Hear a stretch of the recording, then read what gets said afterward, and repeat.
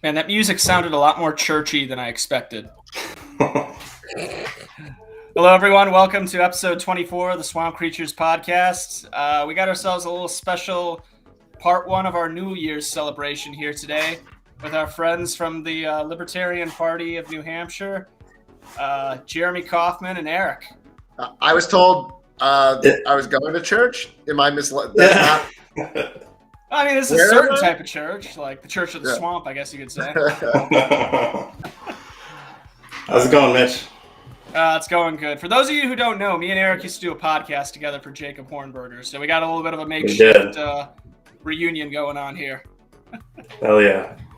That's great. This is pretty cool for me because I watched you and Erik do I forget the name of the actual podcast. The Revolution Report. The Revolution Report. I was watching that because I was following the Hornberger train, so I was. We did the weekly what do you call them, AMAs with Jacob, and then in between we did like a regular interview show. What's the Horn Daddy up to these days? What's he doing? That's a good question. That's what he likes to be called, that, right? That you guys would know. Horn Daddy, yeah. Horn Daddy. Yeah. Well, I finally got to meet him at PorkFest, which was pretty cool. It was an honor to meet him. He's a great guy. Nice. Last I talked with him, I think he got like a dog or something like that. Okay. Yeah. I don't know. He agreed to do this show, so someday we're gonna get him on here. We're gonna call him Horn Daddy. All right. Yeah. He's such a nice guy too. He doesn't. So let me get this. He does not smoke weed, right? Yeah. No, he doesn't smoke, and I don't think he drinks either. But he does look high, like 24/7. He actually does. It's good. He's like doing a service for people who are high, who are actually high all the time, right? You know, like you need when you see some people who look like they're high all the time and then they're not, it makes it easier if you're the guy who's high all the time. Yeah, that's what I'm saying. It's like you could be undercover because if you are, then no one knows. Because like now I'm just like Jacob Hornberger. Yeah, you just said that. The amount of content that guy puts out too. He writes like an article every day. It's pretty amazing. If becoming president was an essay contest, he would have been president a long time. I'm blanking on his institution. Can you help me with that, Mitch? Future Freedom Foundation. Future Freedom Foundation, right? Yeah. Yeah. But anyway, it was great to have the New Hampshire guys on here. So what's good up there, up in the second freest state? Whoa! You misspelled the first freest state, and things are great. I'll let Jeremy take that. We can definitely do the New Hampshire, Florida throwdown. But look, I'm all for. I think libertarian concentration is the way forward, right? And to that extent, if someone's moving from New York to Florida, that's a good thing. Of course, if they move to New Hampshire, they have 30 times the impact, but not everyone wants to have 30 times the impact. Some people like to have a bit less, so they move to Florida or something. It's good. It's good that we're aligning ourselves. The last year in New Hampshire was crazy. Like more free staters coming than ever. And it feels like, I don't know. I've never seen the sort of, and you shouldn't judge too much into this. Like maybe they're doing it for their own purposes, but I've just never seen the progressives, the authoritarians be so agitated about free staters. Like they can't stop talking about us on Twitter or whatever. So that makes me feel good. I don't know. I feel like that's a healthy response is when they're upset that it's like, okay, well, we must be winning. They're so frustrated. I mean, they're one step away from calling us domestic terrorists if they haven't already. Yeah. It turns them into they're like anti-immigration. They want to build a wall, and so it's funny how it turns the Democrats into these these very pro-borders type people. We just need to build a wall around New Hampshire. Protect it at all costs. Around Massachusetts, and only let libertarians in. Some people do like to be warm, though. That's why you come down to Florida. I don't think it's any knock against New Hampshire. You guys are doing great things up there, obviously. But it's the weather for me, man. I'll stay here and fight. I'll die on that hill. and for me too, because I could never live in Florida because it's too goddamn hot. Yeah, it's the winter, man. I saw Where are you guys in Florida? Are you in North Florida? He's North Florida. I'm in North Florida. Yeah, Okay. Go ahead, Mitch. Yeah, I'm in Mickey Mouse country. The place that the rat owns. I'm coming to Miami. I'm going to be in Miami next month. So. Oh shit! You doing an event or? Yeah, I'm doing an event down there. Yeah. So. Let us know when you're down there. We'll let people know. Hereticon. No, it's I don't know. It's like for thought criminals. It's like a conference for thought criminals. I don't know. Nice. I've never been. It's all heretical. Something for intellectuals. Yeah. This podcast has probably never even touched anything close to that. I'm up in Pensacola, so I'm 13 hours away from you. I won't be taking that one. Yeah, right on. So maybe we can't convince you guys to move to New Hampshire, but can we convince you guys to come up to Porkfest this year? Oh, I'm already going. I don't know. Yeah, no, I already got tickets for that. Okay. Really? Oh, yeah. Fuck yeah. Nice. Oh, no, I'm already planning. I've never talked about this on the show yet, but I'm already planning on doing a Renegade event for the Swamp Creatures. Nice. We're doing story time by the campfire. Nice. It's like 36 hours left before prices go up for anyone listening. So I think you save like $25 or more if you buy them in the next 36 hours. Mm-hmm. If you don't go, you just sell them. That's what I did. I was like, I want to go. I'm gonna try and go, so I'm just gonna buy them now. Bought like a couple tickets. Yeah, that's right. I'm sure you guys saw some of the videos that came out, but like the Mises Caucus site was the place to be pretty much all week. Every night there was a huge party. I mean, didn't we take over? Huh? So, didn't we take over Porkfest? So to speak? We had the most popular site by far. Like at nighttime, everyone would go there and party and drink and hang out. Next year, we're gonna have 2 sites back to back. There were just so many people that were coming to the site. It was awesome. Good shit. So I know we got Josh waiting in the wings. He's probably trying to figure out some technical issues, and I know Tim wants to come on later and talk to Jeremy. Hopefully, hey Josh, just keeping the devil. There is the guy. But I want to just ask. Obviously, Jeremy, you drop Twitter bombs on the daily. Erik, you help with that too. So, how are things going now up in New Hampshire with the LP, with the New Hampshire LP, and how have things smoothed over since everything that happened this past summer? Yeah, I mean, I think things are good. We've been getting good results in terms of interest in the Libertarian Party inside of New Hampshire. I think that's something that a lot of people miss is a lot of it's very New Hampshire specific, that think that where the party ended up with a different group of people involved and a different amount of interest, because we already have 50 to 100 Gary Johnson level libertarians, right? And look, Gary's better than most people. He's not exactly he's not my favorite, but he's pretty libertarian, right? We've got a lot of people at that level of libertarian, right? So it's us giving the Gary Johnson message. It's okay, that's just what the Republicans are already saying. We don't have that much to differentiate. So we think certainly in New Hampshire we're better off being unequivocally libertarian, and that's what we try to be, is not hold back. New Hampshire is the most libertarian state in the country, in our opinion, and so it should have the sort of it should be the most libertarian affiliate, and I think it's definitely brought a lot of free staters back into LP and H. I think that's definitely been a result of it, and I also think libertarians, it's dude, we're losing all the time, right? So we shouldn't be confident anyone knows the answer. And I do think there should be a bit more of that in all directions, to be okay, look, no one knows what's going to work. We're mostly losing. So maybe if people are doing something and you don't understand it or you don't disagree with it, that's probably not what you're losing, right? New Hampshire's tweets are not holding back the Libertarian Party in Arizona. Sorry, that's not a thing, right? I mean, dude, real quickly, your tweets have gone international. I have a friend who's a contact in the Labour Party of the UK who, when you made the child labor tweet, he just sent that to me. Yeah. I mean, we got mentioned on Fox News. We got a Fox News article, Blaze article. But the comments were positive. I mean, that's the thing. I feel the child labor. So we can tell you. I also want to say we are trying to experiment. We are trying to do different things with child labor. With, of course, half those tweets were sent by my 4-year-old. I don't Come know. to Fest, you'll see a bunch of child I don't labor. know that. Yeah, but like so I'm not going to say that like we've never made a mistake. The nature of experimenting and trying different things is like you will make mistakes. But the child labor one, I think like that one is really like the perfect example of the outcome that you want, which is like a bunch of people got upset, but a lot of people agreed. They ran a press article, and if you look at the Fox News comment thread, it's a bunch of people who are like, yeah, I agree. Like it's better if kids work, and we didn't set that up, right? That wasn't like we didn't astroturf the comment thread. Like that got a message through by being so performatively extreme.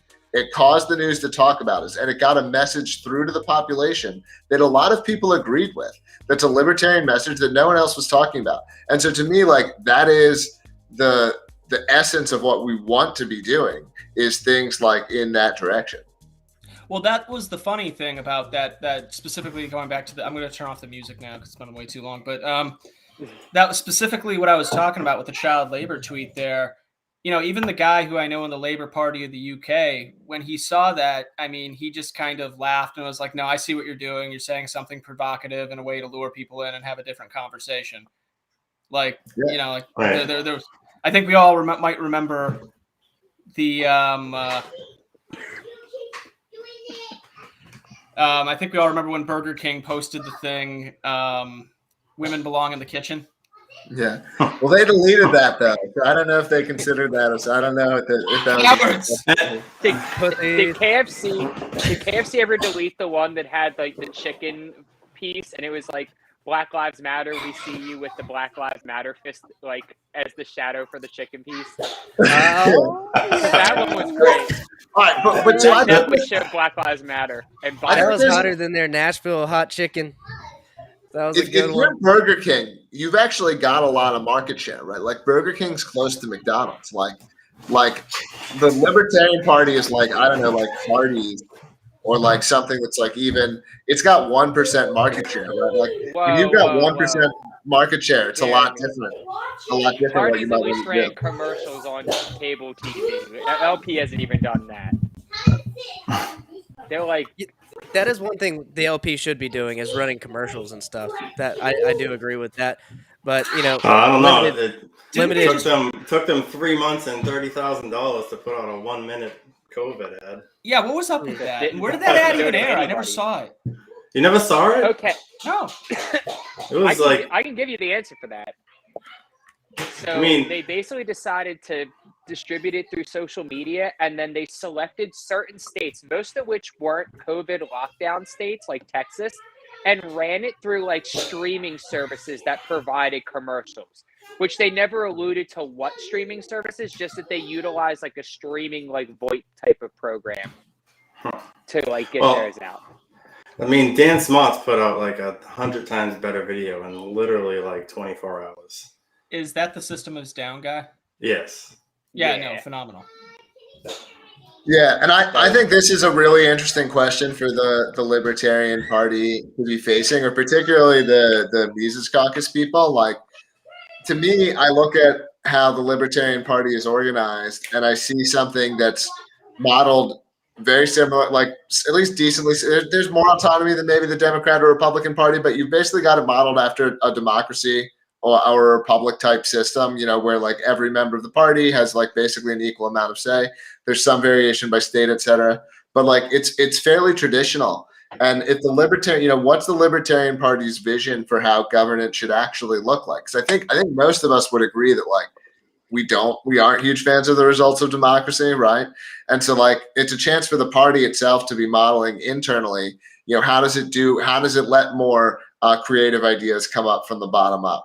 You know, how does it make it so that one of the big effects, I think, is that you've got a lot of people who are losers with time on their hands to like care a lot. And so you've got, you know, the people who like it's people who are sort of on the other side, you know, are busy doing other things, you know, and that's part of why that you have this sort of the cadre that's ended up with a lot of influence largely meets that criteria.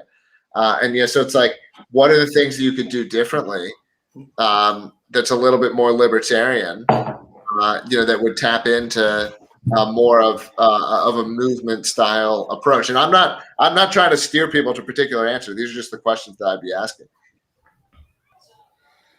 I mean, that's Jeremy. I got to ask, just out of pure curiosity, then, because I've seen you all over the place, and just kind of how you popped up. I've seen you on the Duff show and all that, and I got to ask, what exactly drew you to the LP? Because I see you doing a lot of things, like with Odyssey and all that. Like, what exactly made you think that you wanted to get involved with this little ragtag renegade political party? Oh well, the free state stuff, right? Like, so to me, and the definition of a free stater can be kind of debated, but to me, it's like a libertarian that lives in New Hampshire. So if you're a libertarian, you can debate what a libertarian is, of course. New Hampshire, whether you live in New Hampshire is more straightforward, but a libertarian that lives in New Hampshire, I think that's a free stater to me.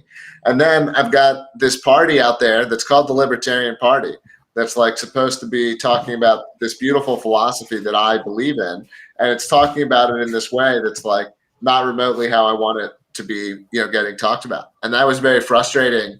That was very frustrating to me. And I will admit this, and so because sometimes people give this, they take this snapshot of this tweet. I don't even know exactly what I said, but they act like I was saying some nefarious thing. Like, so I'll lay this out here now. Like, I definitely got involved with the Libertarian Party because I care about the Free State Project and libertarian concentration in New Hampshire, right? I want the Libertarian Party of New Hampshire to be as successful as it can be, but I want libertarianism to succeed. And to me, the best strategy is concentration. And so I definitely wanted to be meeting other people in the Libertarian Party. I wanted the Free State to be friendlier with the Libertarian Party. I want the Libertarian Party to hold events here and do shit, and be talking about this really cool thing that's happening. And look, if the Libertarian Party doesn't have to go all in on the Free State Party, say move to Florida. If we pick 5 states and we concentrate on those, great. That's way better than what we're doing. Like this notion that we're going to win a national Democratic election, it's a complete false hope. And so, I want to be seeing things that are actually more plausible, that can actually lead to victory. I want to fucking win, basically. So, yeah, way more plausible at the local level, which is what why we do what we do, and why you do what you do. I'm assuming, but I wanted to go back to the child labor comment. I wanted to make a comment about that because you said the comments were very positive whenever it got brought up on Fox News or something like that, and it's because getting rid of the child labor here at home doesn't really get rid of the issue. It's just Democrats like to outsource that to China or the Congo, somewhere like that, right? So it does shed light on atrocities going on still. Just sure. There's definitely that side of it. I actually think that it's legitimately good. My parents taught me from a young age to have skin in the game, to have some money. If I wanted to do an activity, if I wanted to do it, they wouldn't even necessarily make me pay the whole price, but they'd say, hey, you got to put some effort into that, And so I had a paper route when I was a young kid. I was doing these kinds of things that made me understand money and learn about money and understand it. You learn about how organizations work and all these things. Even just as a 16-year-old, I worked at Target.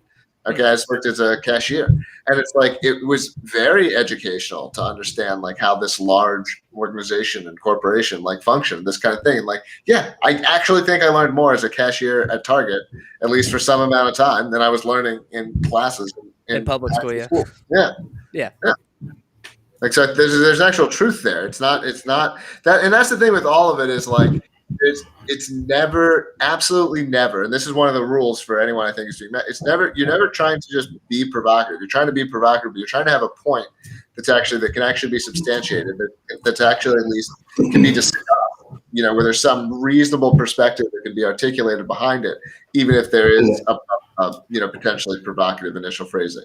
Yeah, one of the follow-up tweets on that tweet was a fee article from Kerry McDonald that was titled, child labor laws don't prevent 14-year-olds from working in coal mines. They prevent 14-year-olds from working in a flower shop or somewhere to gain some sort of skills.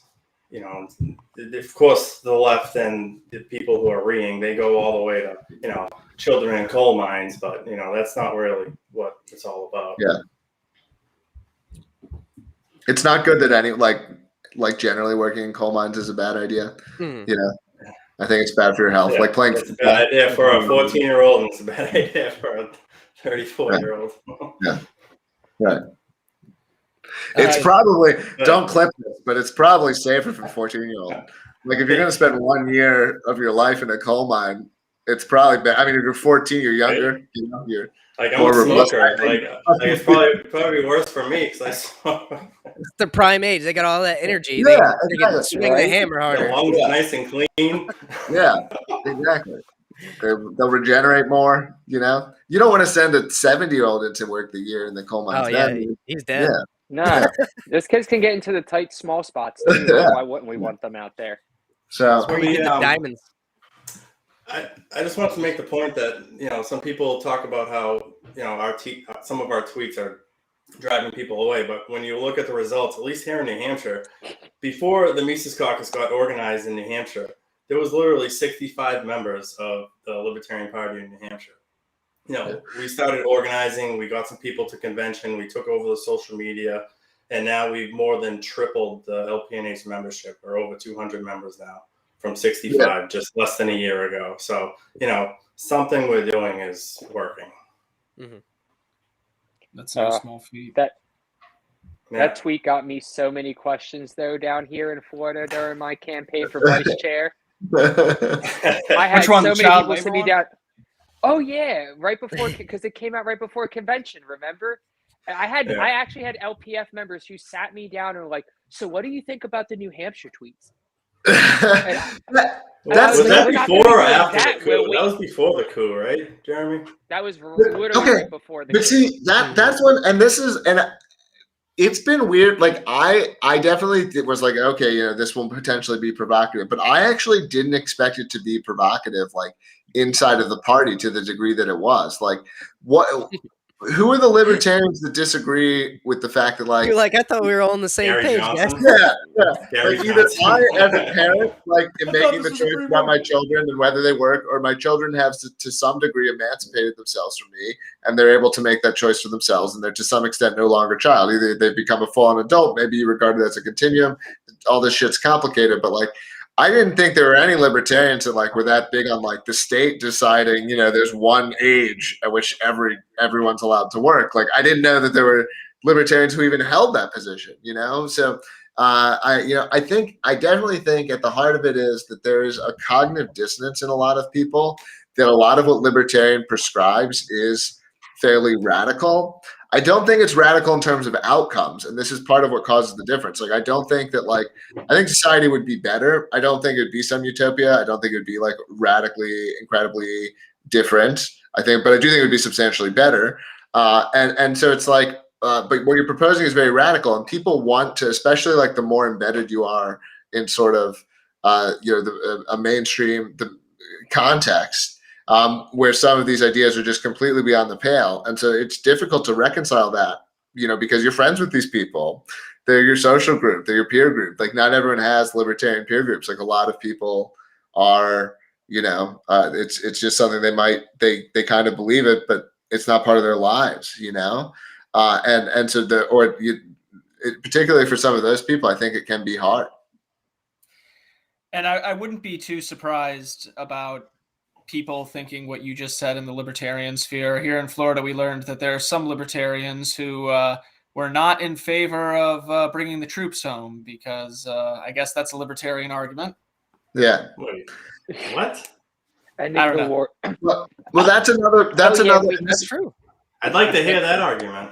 Yeah. No, this Josh, actually happened during. Yeah, we actually had this happen during one of our general membership meetings here in the LPF. Is we were talking. It was right before the End the Damn Wars protests that were going on over the country, and you know, we had a member who was, you know, an organizer for this, who was you know, promoting it. I was promoting it too, and one of our members gets on and goes, ending the wars isn't a libertarian viewpoint, and it isn't something that every libertarian believes in, because some libertarians believe in supporting the troops, and ending the wars isn't about supporting the troops. Ending the wars is everything about supporting the troops. Mm-hmm. Thank you. It's but, I'm glad your brain woke up this morning and had its Cheerios. Well, this is good. No, go ahead, Jeremy. Well, I think it's a tension in achieving success, because if you use terminology that's like that people are like just identify with, like, you know, we're for liberty, you know, for personal choice, we're for non-aggression, you know, people can take those words to mean something else to them, and you know, support your message. But then when it comes down to discussing reality, we'll say, well, yeah, like I'm against aggression, but owning property is aggression, right? That's aggression. When someone's renting an apartment, they don't own it. They're using violence to keep people out of it, and that's aggression, right? Or, you know, it's aggression if you don't wear a mask because there's a pandemic, and if you don't wear a mask, that's aggression. You know, and so it's like, you know, we obviously want to have like phrases and words and concepts that we can agree on, and how we can describe it to others. At the same time, like, if you don't ever have some of these discussions about, well, what actually is aggression? What's aggression to you? You know, and we see this with COVID as an example, or so on. You know, where people say, well, it's not freedom. It's not freedom. You know, or whatever. And so, I think it's a hard question, because maybe to maximize your vote share, you're obscuring some of the specifics. And how do you handle that? You know, I guess if your mindset is, you know, like your typical neocon, like we have to fight them over there, so we don't have to fight them here. If you believe all the propaganda, but I just can't wrap my mind around a libertarian buying into all that stuff, you know? Yeah. I run into a few of them up here in the Panhandle because of the type of people that live in the Panhandle. It's you know, they're that quasi-Trump or quasi-libertarian type, and don't they listen to Scott Horton? Thanks, though, Bishop. Right? It's like have you ever listened to Scott Horton? And I don't agree with Scott about everything, but he will sure beat me in a debate about everything, right? So I've had people in my county talk to me, people in positions here in Escambia County, say like, I don't know about ending all the wars. Like, why do we need to? I'm like, well, that's kind of one of our things. Like, if you're not on board with that, that's what brought a lot of people. That's what brought me into the party. Like, it's like I think you should be a libertarian. Like right now, I mean, COVID's the number one issue, but like I've always thought that the war and peace issue should be the number one issue for all libertarians. And whether it's a national issue or a local issue, like defend the guard. I mean, they're sending guard troops from every state to these unconstitutional, undeclared wars. It's completely bullshit, and it shouldn't be happening. Right. Even at a base level, you have to sign the NAP whenever you join the state party here in Florida and the national party, right? So at this point, knowing what is available out on the internet, you should just know. America affects everyone, all the way down to the individual. I mean, we all pay we all get money stolen from us, and that money goes to fund the war machine. So yep, that's whenever I just hit him with one of these. I don't like him putting chemicals. That was the wrong soundbite. That was the wrong soundbite. That was the Alex Jones soundbite. My bad. It was relevant, though. It's good. It was pretty relevant, yeah. Wait, I mean, they are turning the frogs gay, so, you know. What was the soundbite you were going to... Oh, you want to play? I could turn it up a little bit. Yeah, I don't like them putting chemicals in the water that turn the friggin' frogs gay. Yeah.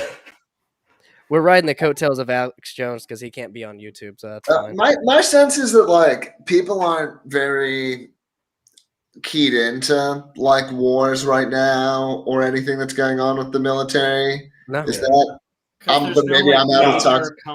I see that even within libertarians, like people aren't really talking about what's going on. Everyone's distracted by fucking COVID, but there's still a fucking kids dying of cholera in fucking Yemen because we're supporting that freaking civil war over there. It's insanity. I mean, there's a lot of fucked up shit that's going on with our foreign policy that just no one ever talks about in general. Like Iraq and Afghanistan, I think, were the last great things that led to big conversation. Yeah. But like with Yemen, Somalia, I can just think of so much shit that's happened in my lifetime. The whole war on terror is fucking bullshit and based off fucking lies. We didn't even have to go to war with Afghanistan, and freaking I mean, Scott made that point great in his first book. I mean, they were willing to turn over bin Laden to avoid an invasion, and George Bush said no. Yep. Even listening to that the Fool's Errand on audiobook, like I want to read it obviously, but I don't really have a lot of time to be reading just leisurely, but even listening to it drives home the point. There's so many I can hear the footnotes in my head. So many historical points where the US could have said, "No, we're not going to get involved," or there were other solutions. And the war machine just said, "No, you got to feed me a little bit." Yeah. That's what it was. But, what are you going to do? I don't know. We just marched in, we can just march home. Yeah, exactly. And the optics look terrible, obviously, leaving, but I mean, I will say, after watching the withdrawal of Afghanistan, I will say, if we are going to withdraw, maybe this is just me thinking from like a smart, intelligent standpoint, maybe an airport is the last place to leave. Yeah, you don't leave $90 billion worth of weaponry to the enemy, unless that's some sort of. I'm just saying, I think we should be able to own the same guns that we just gave to all those terrorists. Yeah, right. You can't own them. Fuck you. But I mean, like, just talk to anybody who was over there at any point at any time during the conflict. Like, I know multiple people who served over in Afghanistan, and all of them will tell you the same thing. They don't know what the fuck they were doing there. There was no plan. They had no idea who they were fighting against or for or with. And a lot of times it was just more of like, hey, be happy the fuck you got in and got out and came home. And basically the general consensus is the place smells like absolute dog shit. Yeah. And Mitch, to your point where you said that they shouldn't have left all those weapons there, if they had organized and removed all those weapons, then the knock against that would have been, oh, you're leaving the Afghan army defenseless. So either way, they would have had something to say about it. Yeah, it's actually the most unpopular thing Biden's done, I think. If you look at, he's gotten more and more unpopular, but if you look at like when he fell the hardest, it was around Afghanistan.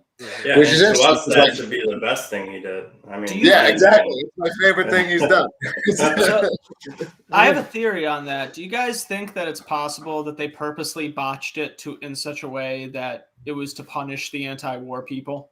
No, I don't know. Not the anti-war if anything, people. it was to make Biden look like a fool, but I don't know. It gives them an excuse to go back later if they want to. I mean, part of me thinks that we left all this stuff to the Taliban so that way we could be like, all right, we left you all this stuff. However, to the north, there's this country called China that we aren't really liking. And, well, some of your friends in the Uyghurs up there could really use those guns. That's what I was going to say. I think they left it for because China's buying rights to the minerals in the mountains there now. So let China go get bogged down in Afghanistan. Well, that's what I'm saying is that I think that's what the U.S. might be trying to do. Is let them get bogged down and then let the Taliban just keep fucking with them. Mm-hmm. I mean, let's keep it real. China's not going to invade. China's not going to invade Afghanistan and have an occupation like we did. I mean, they're more in debt than we are. I mean, they'll just take them over economically. They don't need to militarily invade and occupy them. They'll just own them by a little bit at a time. Now, the reality is that, okay, cool, the Chinese can come in, but we're not actually out of Afghanistan, just like we're not actually out of any fucking country. We have black ops and spec ops guys who are, still doing operations in the Pakistan mountains, I'm sure. This shit ain't over. It's just still in Iraq. I said. What's numbers? How many troops are abroad now? Versus were abroad 5 years ago. I would bet it's actually a lot lower. Obviously, there's. Oh yeah, it's definitely a lot less. It's a way lot less. Yeah, definitely. Yeah. Way a lot less. That's what I'm saying. But it's not over. It's now become a Cold War. If you will. It's just. It's done in backroom deals. It's done. They're still doing shit. There's no U.S. There's not really any U.S. troops in Yemen, but I mean, we're giving all sorts of money and weapons and logistics to Saudi Arabia, who's in there supporting the Sunnis who are fighting the Houthis, and literally our tax dollars are going to Al Qaeda to fight another version of Islam in a fucking country that's so far away from us. It's like, it's insane. We're giving money to one faction of Muslims to fight another faction of Muslims, so that the Muslims in general don't fuck with us from 50 million. Exactly. It's called job creation.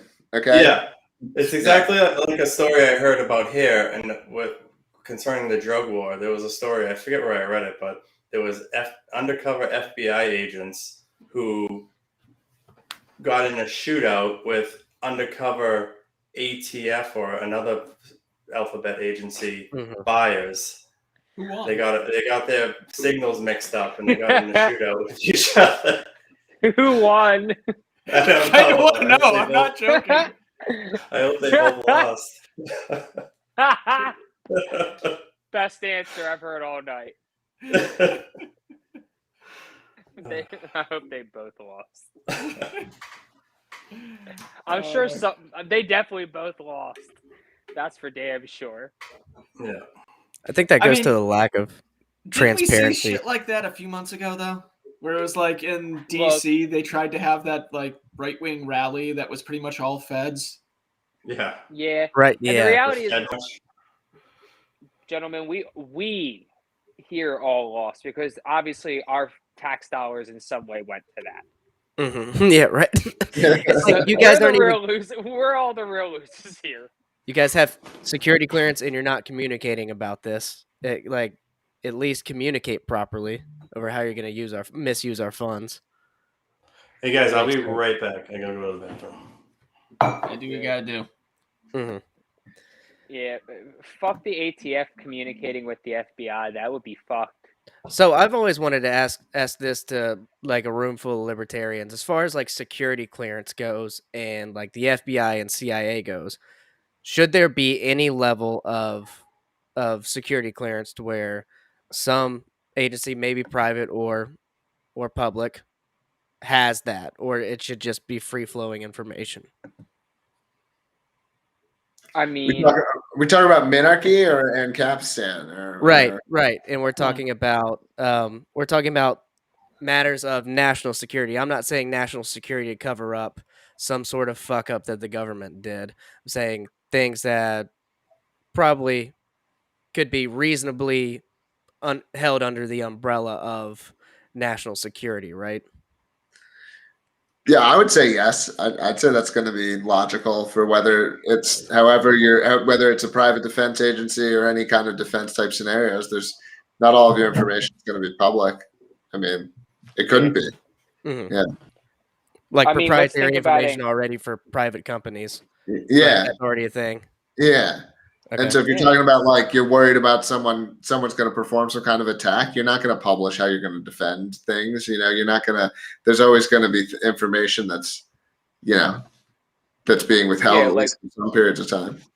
But where's the balance? Because now we have this whole situation where government's covering up for companies, and companies are doing the same for governments, right?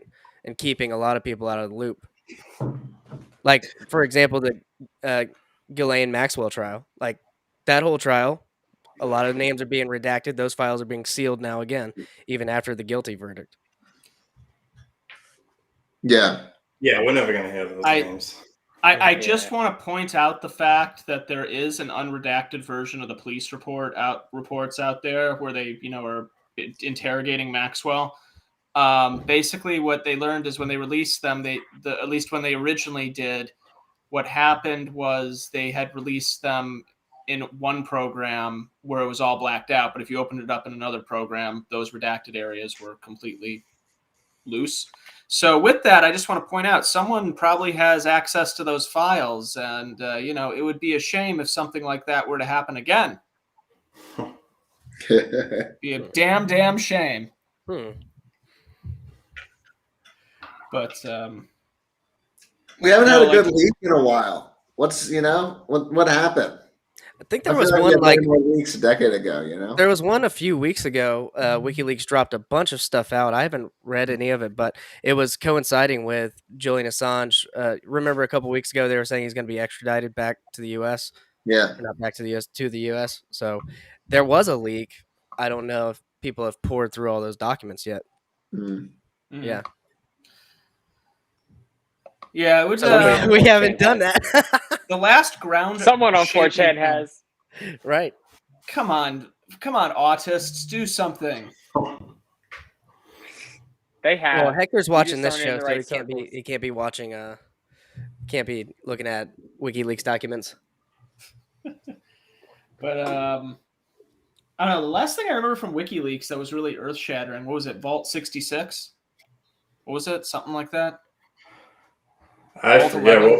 That sounds familiar. I forget what it is though. It was like some kind of vault thing. It was almost mystical the way they described like vaults. It was some vault and then a number, but it's gonna drive me nuts. I don't know, but there was a lot of interesting stuff that was leaked in that one. That's all I've never even heard this. That sounds kind of crazy. Yeah. Okay, I'm gonna look this up right now because I'm curious. The whole Julian Assange thing just points to how fucking evil government is. I mean, the guy's rotting away, getting tortured in prison for telling us the bad things that government did. Right. Yeah. Also, certainly government's higher on the evil hierarchy, but it's also been really disappointing to see so few journalists come to his defense. Wow. So yeah. On that note, I might actually have a clip that's relevant to our conversation here. Did you see? And I can't believe I'm about to say this. Out of all people who could have asked Trump this, Candace Owens. Yeah. Right. Yeah. Yeah. Should I play the clip? Yeah, you can play it. Roll that beautiful beam footage, Mitch. Alrighty, give me 1 second. When was this? When did she ask him? This was like recent, like a week It's ago. a couple days ago, yeah. Oh, okay, good. So this is It was spicy.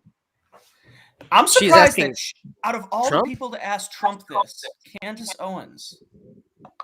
Okay. In terms of talking about this corruption, by the way, name that comes to mind in the news recently is Julian Assange.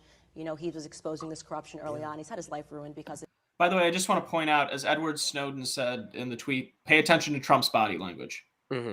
Candace Owens is looking fine. Just saying. Stop. We just learned a lot about Rob. Stop. I mean, think about that bravery. For me, I was quite young when that was going on. But I mean, the idea of saying, hey, whistleblowing, actually, we've got some corruption going on. They're not being honest with the American people. You could have had a chance to pardon these individuals. Why decide not to in that moment? You have two sides of it. In one case, you have like sort of a spy deal going on. And in another case, you have somebody that's exposing real corruption. Right.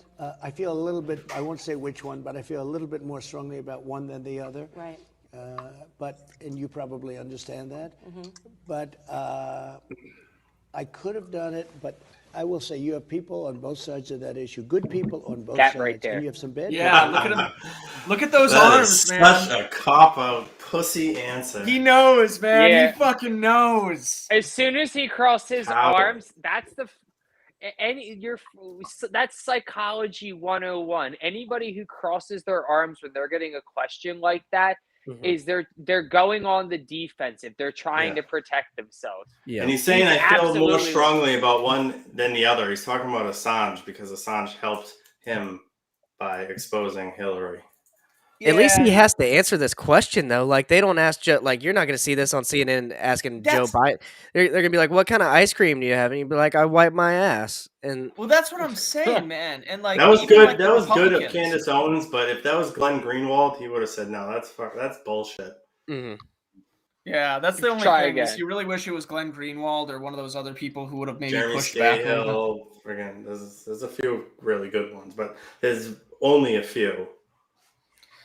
The best reporter I know doesn't even like being called a reporter. So what is that? I mean, the best journalist I know doesn't even like being called a journalist. What does that say about it? Right. Who's that? Charlie LaDuff. Oh, okay. Yeah, don't call me. Yeah. All right. Anyway, there's only like a few moments left, but just for the sake of One it. side. Nah, leave it up. But I decided to let that one Just ride. look at Let those the courts work it out. I want to ask you. It's in so terms of- Let that one ride. And that's the thing. It's like he did nothing. You know, like for all the game he talked about being like anti-establishment, he really didn't do anything. He didn't go to the mat on anything. You know, he talked a big game about lockdowns and then locked down. You know, he talked a big game about a lot of things, but then didn't really. The only good thing that came out of the Trump administration was exposing the masses to the corrupt corporate media. Yeah, I will buy that as a positive. Honest to God, and I've said this once and I will say it to the end of time, all Trump had to do to get me to switch to Liberty Republican was to pardon Snowden, Assange, or Ross Ulbricht. Yeah. Not even I'll give him benefit of the doubt of the other two. They're chess pieces on a board. He had nothing to lose from pardoning Ross. Right. He could have done so little. Nothing. Ross doesn't even need to be part. He just needs his sentence needs to be commuted. Yeah. It's like time served. He's been in there since what, 2013. What his I mother think it was see before her fucking son. Yeah. But Ross fucked up the whole system, man. Like, that gave Bitcoin a jumping off point. You're going to decentralize our whole monetary system with drugs and that's what black that was market. all about, right? Bitcoin. Well, that's what his mom I mean, look said. at Gaddafi. Gaddafi was going to get off the dollar. Fuck him. Yep. He's dead. Yeah. Notice that the only places you see getting into crypto are the institutional ones that are trying to control it. Yeah. And shout out to Lynn. Mitch, you and I got to interview her when we were doing our show, and I got the honor to meet her at Porkfest, and she's just an amazing human being and a warrior, and just keeps fighting for her son every day. Ross's mother, right? Lynn? Yeah, Lynn. Right. Lynn. Dude, that woman's a trailblazer, man. We watched her. She lives in Florida now. Yeah, she moved to Miami, didn't she? She's actually. She did. She's been staying down here. I've actually gotten to see her a couple times. Like it's very humbling from where I came from, so to speak. Yeah, no, interviewing her, she was the one that when we were interviewing her, she brought up the whole, she thinks that her son more so had to do with Bitcoin than it did actually selling drugs online itself. Yeah. And Chuck Schumer was a big part of that. I can tell you right now, I never saw an ad on Silk Road from the Dread Pirate Roberts advertising anything. I'll just say that right now. Erik, whenever you were saying Chuck Schumer had a lot to do with that, what? Can you elaborate a little bit? Yeah, have you seen the documentary Deepwood? They feature him in that. I think he appointed the judge. Like he's the one who wanted to make an example out of Ross. And I forget exactly what he did, but I know he played a key role in Ross getting the sentence that he did, and the judge who was assigned to his case. That's so. Artemia Selena, sorry if I bashed that name, said Amash said he wouldn't release Ross if he was president. I wonder where he said that at. Yeah, that was I'm now curious when he inevitably shows up at one of our Florida conventions again. That's now going to be what I ask him. Right? That's the worst take I've ever heard from Justin Amash. Yeah, yeah. No. I'm surprised too. I'm legitimately surprised. I like him. Yeah, I wish I could say I like him more. Can we cite sources on that? I want to know where that came from. I really do want to know where that came from. What? Amash saying that he wasn't sure if he would release Ross? It was on Michael Ellis's podcast. Oh yeah, he just cited. Oh yeah, he did just cite. You're welcome. Well, looks like I'm gonna have to go back and revisit that now. But that's just. I don't know what the deal with what his game is. Because he's been in the game, right? So he knows who has skin in it, and he knows who's going to oppose him, right? Maybe it's for personal reasons, but it seems like those people who are on the inside always have this perspective that we can't touch because we don't know. It's very disappointing. I mean, shit, he has a golden opportunity to run for governor of Michigan, and he just isn't doing it. As a Republican or as a Libertarian? As a Libertarian. Here's why. Hear me out. Normally, I wouldn't say that a Libertarian has a fighting chance to become a governor, but here's why he actually would. Michigan is a blue state. I'm from Michigan originally, not from Florida. It is a blue state, but it's a bunch of working class outdoorsmen who like to hunt. And Whitmer has done everything in the past year to piss all those people off. Now then, so why don't he just run as like a blue dog Democrat? Well, and he has the name recognition in Michigan, which I think is like really one of the and here's the thing: he shot himself in the foot when he went after Trump. However, the Democrats in the state will like that. Yeah. Well, look, one of the things I think libertarians, or some libertarians make, is like they really overestimate the degree to which anyone cares and is paying attention. Like most people are just so checked out. They're voting, borderline out of a sense of obligation, very low information, like, not paying attention to anything. And they're going to go in and vote, and or they're paying attention a little bit, to superficial coverage. So it's like, I think this is certainly one of the reasons that it's like very, very hard. Is like, you're never going to get those people as a libertarian. It's just very hard. I'm not going to say never, but it means you either have to have some like name recognition going in, or you have to have some way of like really generating some stories that are going to get through. Otherwise, these people are going to have no idea that you even exist. It's a folly of democracy, right? Yeah. Yep. Right, which is if we recognize these problems with democracy, and because it's the same problem inside of the LP, right? In terms of like who's paying attention, how you get bad outcomes because certain parties have have a disproportionate incentive to carve things out for themselves or whatever it might be. And so I think it is like a really good question. Right? It's a chance to practice.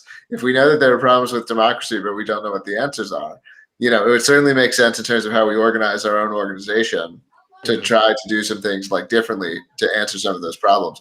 And so I really would love to see, because I know the convention's coming up, and I would like to see like more grappling with this and more serious proposals, even if they're simple ones. Like, here's a simple one that I think is like probably not offensive, that certainly would be debated. It's like, okay, like, let me delegate my vote. Like, I am generally supportive of the Libertarian Party, but I don't want to pay attention. I know that my friend in the party does, and like, I want to just like be allowed to be checked out so that like someone else can, versus reward. Like, it's like spending 8 hours at a convention on a Saturday to like prevent some fucking loser from coming in. It's like, people don't want to spend their time that way. It takes a special kind of person. Not in Reno. I want to go do some fun stuff. No, I'm just saying. All right, I'm just saying. I remember, like, I did not want to go to there were like 2 days too originally. The New Hampshire, I'm like 2 days. You want to be here for 2 days? I'm like, at my company, I have a rule that meetings don't last longer than an hour unless there's like a server outage or an emergency. You want to have an 8-hour meeting? I'm like, wait, you went 2 days? I was only there for 1 day. No, it was. No, in the past, it was. Oh, okay. It was. Yeah. Damn. Yeah. So, but it rewards the kind of person who's like, yeah, I do, because they want to play at politics. I want to play 8-hour governing, session, right, or whatever. So, I'm going to keep asking this question if I go on more podcasts. I'm glad to be getting it out here, remember, because I'll probably post in the forums and some other stuff, because this question's been on my mind, and I want to kind of like hear people's answers. I know I can delegate. Yeah, I can delegate. I'm ready for it. Yeah, so Josh, maybe you can clarify on this. I'm a regional representative here in the LPF. Yes, you are. I get 1 vote to delegate, so I can pick an extra person as a delegate. What if I'm gonna what if I get sick with the Rona? I'm like, oh crap, I can't go. Can I also delegate my vote already? 100% you can, Rob. Not only do you have, as a regional representative in the LPF, the ability to grant one LPF member, not yourself, the ability to be a delegate in Reno. But if you cannot attend Reno yourself, you have the ability to give your delegate spot to someone else. See, so you really have control too. But that's in the Constitution in Florida, right? So maybe that's a state thing, or is that a national thing?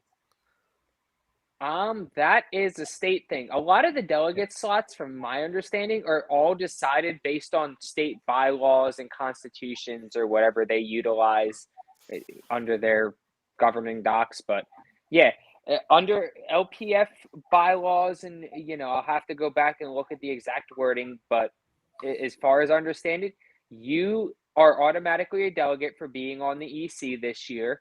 And then assuming you don't, die or, quit before February, you also have one more slot, which I have to confirm with even Nicola on exactly how that's going to work before convention, since he's not going to be there. But I would assume that you guys would already hand those out prior to us voting on who's going to be delegates. So that way we don't have to get into the, the bullshit. I already got a couple in mind. But yeah, I agree with you, Jeremy. I think that'd be a great thing to implement in all states if that's what it takes. But I also agree with we should just play around with different solutions because, like you said, we're not going to win anything, so we might as well figure out what actually works. Yeah. There's a decent amount of like bottom upness to it, but we've seen so much over of this like call for top down stuff where it's like, oh, like, the LP should step in this situation, should step in this situation or whatever. And it's tough because also the LP nationally is trying to carve out a way of talking, right? So if you look at something where it's like various social issues or whatever, where it's like, well, half the affiliates would like this kind of messaging, the other half wouldn't. How do you resolve these kinds of problems? Because maybe different messages are working differently, like in different places. Like, if people are getting results with a different style of messaging in some other state, like that's great, and so having that kind of attitude, but I don't know but it's tough because I don't know how you do it because nationals got to say stuff too. So I just want to make one point on that. Like, I do think there should be like the laboratory of the states and stuff. Like, we should definitely have different things going on in different states, but national, like when there's a blatant election fraud, let's just say blatant election fraud, someone's trying to steal the state party, I think that would be a good time for the LP National to be like, hey, you can't break the law. You can't steal documents. Just blatantly, like they could step in there. I could see that happening. But how they did it too, like how they are going to go ahead and do it with like the Delaware situation and all that, I think that's amenable. That's fine. Yeah. I mean, it's been pretty laughable, just everything that's been happening between New Hampshire, Delaware, Iowa, like all these different like shit shows that seem to just be emerging. And I don't know, part of me looks at it like a drug addict getting off drugs and going into a withdrawal. Definitely, like there's definitely, yeah. It's these people who are afraid to lose their little social club. It's their last grasp at keeping the little tiny amount of power they have. My credibility. I mean, we're wrapping up the hour, so go ahead and throw their tags, their Twitter handles and stuff up there. Before we go, Jeremy, talk about Free State Project. Oh yeah, so I mean, anyone who's sort of interested in seeing libertarianism win in their lifetime, I think libertarian concentration is the way to do it. I think we're winning in New Hampshire. Free State Project will help you plan a visit at fsp.org/visit. You can follow them on Twitter at FreeStateNH. And there's two really cool events coming up. One is Liberty Forum, the first weekend in March. So there'll be a bunch of the libertarians that are elected to office. They'll be there. A bunch of big speakers. Definitely decently like political and policy oriented, but it'll be fun too. We'll have a party and so on. And then there's also a 500th crypto meetup So we have the longest running Bitcoin meetup in the world. That's the first weekend in February. I'd say that's one more like if you're in the New England region, it could be worth driving to. And then Liberty Forum, like it's worth if you want a time to check out New Hampshire, like that's the one to come to. So there'd be great events to come to. And also, Erik, the LP convention is another event people can come to, right? Yep. Yeah, that's the last weekend in January. 28th and 29th of January. Yeah. And Porkfest in the summer. Yeah. I'll be there. Porkfest is going to sell out. If you want to go to Porkfest, you got to get tickets like soon. Yeah. Get those tickets, people. Yeah, the Florida train's gonna come in strong. I'm just saying. That's awesome. I'm looking forward to meeting you guys. Awesome. Yeah, that's especially great. you, Mitch. Like, you know. Hey, yeah. Real quick, Jeremy, I know you're going to be at an event down here in Miami coming up pretty soon. Can you give us a little bit more details on that, please? Well, that event isn't something that that other people could join me at, but I would love to do something with some of the Miami people. So, like, it's the second weekend it's the second week in January. I'm going to be down there. So, if people wanted to do something, I could get together for like a happy hour or something. Right on. Okay, awesome. So plug your socials. Where can people find you at? Just my full name, Jeremy Kaufman, on Twitter. You can also follow me on Library at KAUFFJ. All right. And Erik, plug whatever you want to plug. I am at Erik, ERIK _ NHMC or MCNH. I forget. More importantly, follow at LPNH on Facebook, Libertarian Party New Hampshire on LPNH on Twitter, Libertarian Party of New Hampshire on Facebook. All right, Rob, you got anything you want to plug? No, just thanks, Jeremy. Thanks, Erik, for coming on.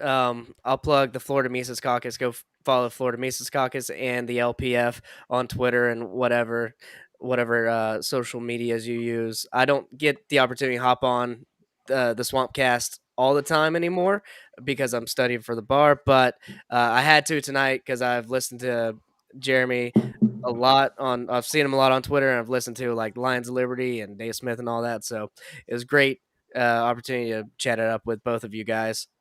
I listened to Erik too with Mitch on the Revolution Report too. So it was a little nostalgic there too.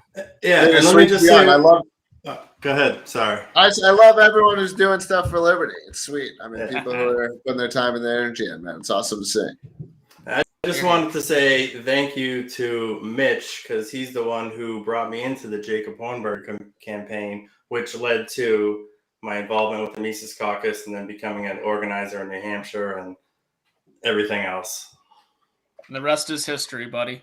We're going to have to do a total Revolution Report reunion at some point. Maybe we can do a reunion Hornberger live stream, AMA, one time. There we go. I mean, Hornberger agreed to do something. So, yeah, we'll get you I have that.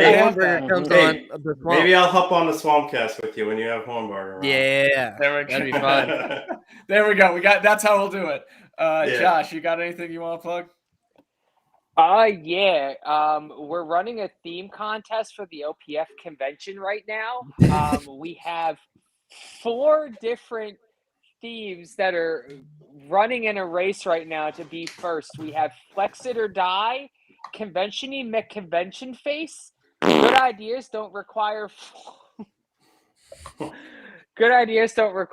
Force. Thanks, Sounds Rob. And yeah, you're welcome. The leading one at the top of the charts right now, which could end up being the LPF's convention theme, is the Martha Bueno convention. So if you want to come to the Martha Bueno convention at the end of February, that's the 25th through the 27th, lpf.org. We're going to be having the registration page going up within the next week or two. Keep an eye out. Book your hotel now because it's going to sell out fast. And come see us in the 25th through the 27th down in beautiful Melbourne, Florida, ladies and gentlemen. We're going to be doing it live there. You left out an option. What option? Flex It or Die. I said that first. He said it. He said it. Pay attention, you idiot. You just wake up and smoke a big bowl of crack for breakfast? Am I being detained? Yes. I thought this was What America. the fuck are you doing, This is son? America? I'm sorry. I thought this was America. That's you, right? All right, guys, I got to bounce. It was good to be No on. problem. Thank you Yeah, for I'm your gonna time, man. Jeremy. All right, he's gonna bounce Take care, there, but guys. I guess I'll just close us out here and everything. Stay tuned because tomorrow we're going to have our little open New Year's special. What do you got there, Rob? The hell is that? It's I was pretty wondering cool what shirt. his shirt said. It's got the Clintons with guns. It just says the Clintons. Fucking sick. Anyway, tomorrow we're gonna do a little New Year's episode, and we're just gonna have people popping in and out. And you know, if you're in the Discord, I guess we're gonna drop. With us. Come get drunk with us and have fun. It's gonna be a call-in episode. So if you're not in our Discord, go check out our Discord. There's the little link right there and everything, or the little URL. Donate to Convention-y. Donate. Send that to donate send that. $5 to Convention-y. Hey, Mitch, send that to me. I'll send it to you, bro. I'll send you that. Has there ever been one Mitch like is the fun police? Has there ever been one that's like dumb like that, like a What? convention theme? A dumb convention? No, thing? that's yeah. All of them have been done before. What's different from this year? They've all been Convention-y shitty. Go that's- back and look at all of them. It's not a fucking theme. Wasn't there a It's not- debate It for is. the last national one? Wasn't there a debate between like one blue pill team and one red pill team? Yeah. I forget what it Convention was. is the best. I'll theme, put though. what is Aleppo on the national one, and people go ham on it. I just flex it or die. I'm sorry.